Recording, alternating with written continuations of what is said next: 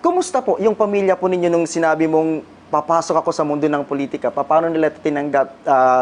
Eventually, nagano po ba sila? Nag-agree or talagang sinabihan kanila na huwag kasi magulo ang mundo ng politika? Actually, wala po nag-agree. Disagree po sila lahat. Kaso lang po, ako po, gusto ko po mag-serve ng mga kababayan ko po. I want to serve people. Not even my family, including mga friends ko po. To the last minute, kumukontra pa po sila. Magpa-file na nga po ako ng candidacy, kumukontra pa sila. Kasi wala po talaga, ayaw po nila. Sabi nila sa akin, magulo. Tapos mawawala po yung private life, wala rin privacy, mawawala po yung oras, as in mababago po lahat. Pero nakapag-decide na po ako gusto ko po ma-serve and willing naman po ako na ma-serve ko rin po ang mga kababayan ko po.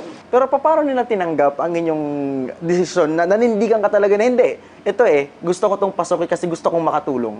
Sinabi ko po sa kanila na gusto ko po na matulungan mga kababayan. Gusto ko rin po na ma-share kung ano po yung meron ako.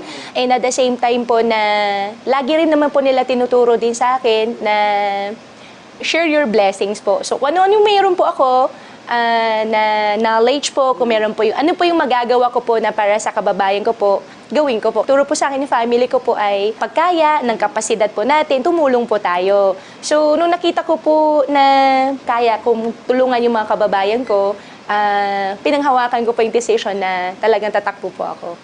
Alright, at mas makikilala pa po natin si Mayor Alice Lialgo ng Bamban Tarlac sa pagbabalik po yan